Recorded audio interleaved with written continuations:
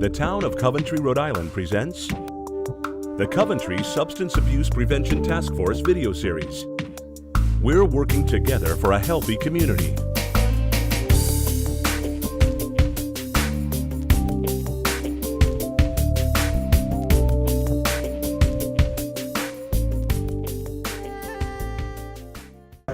Thank you all for taking the opportunity to watch this video. You are one step closer to being a better citizen and taking care of another person in the community by watching this. By way of introduction, my name is Christopher Zabbo. I'm one of the emergency medicine physicians here at Kent County Hospital in Warwick, Rhode Island. We are in the middle of a public health disaster. The opioid overdose epidemic is real. And it is real here in the state of Rhode Island. The overdose death rate due to opiates in Rhode Island is significantly worse than the U.S. average. In 2014, we ranked 6th,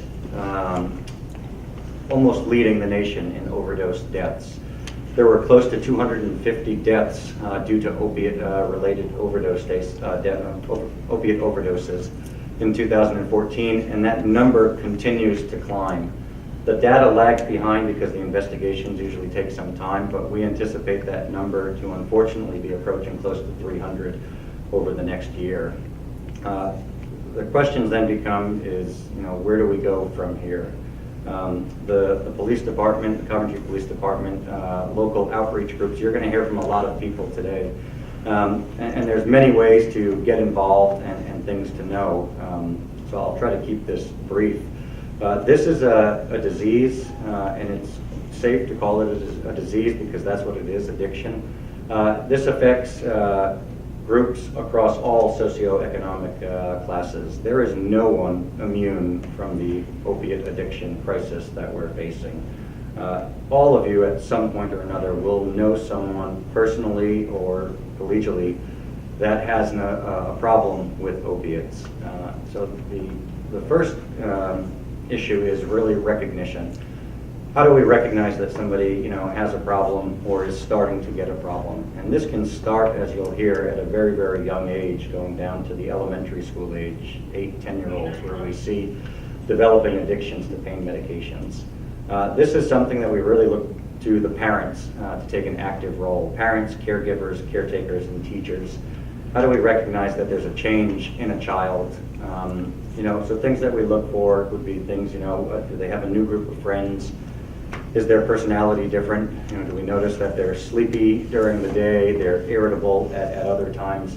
Unfortunately, these symptoms, overlap with many, many other processes, including just being a teenager in itself. But the most important thing is parents and caretakers really just being there, knowing where your children are, who they're hanging out with, where they are after school. You really need to have a presence. And this is something I think that all of us should be talking to our children and students about. This isn't something that we want to hide and keep in the back. This is something that we need to bring to the front lines and educate the children about that. There are injuries that happen to people, but when we look at how people become addicted, one of the number one reasons is because they've been on a pain medication for an injury or a disease process that affected them as a young person. The goal really is, when people have pain, yes, we do need to treat their pain, but I think physicians and parents and caretakers really need to be educated about the potential risks of addiction.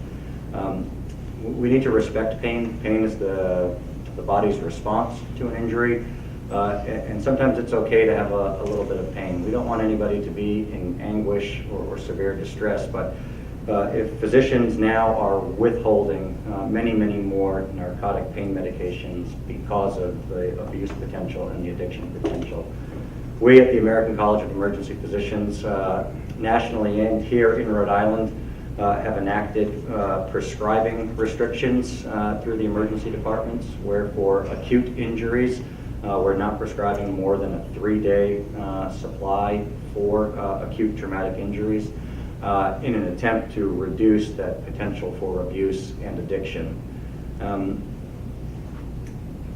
To go from there, again, recognition and involvement in education is the number one thing. When we get, beyond that, the police department has spoken about Narcan, which, if you think about it, it is the antidote to an overdose, an opiate overdose.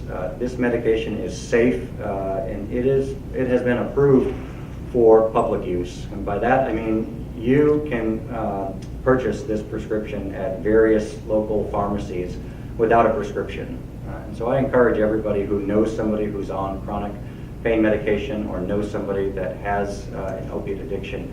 This is a medication that you should have on you, in your car, at your home, so that you're able to be there in case of an overdose. Again, this is available without a prescription. We administer this, unfortunately, daily, numerous times in the emergency department. It is administered daily by the police department as well. This is something that we need to get out into the community, and it is life-saving.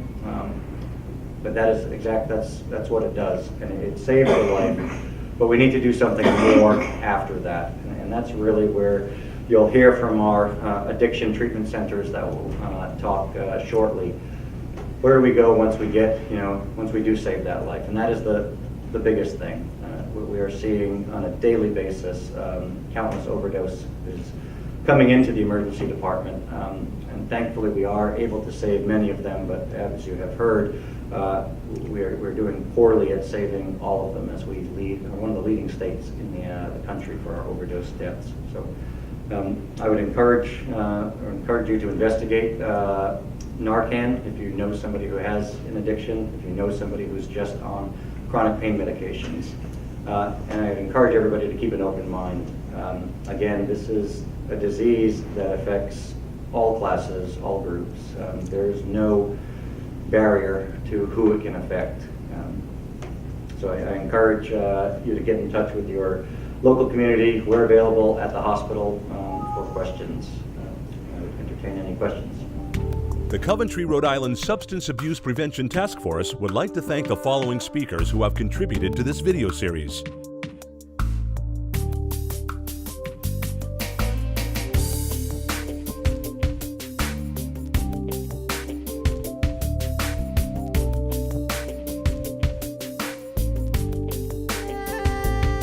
For additional information and guidance regarding substance abuse prevention and treatment, please contact the following resources.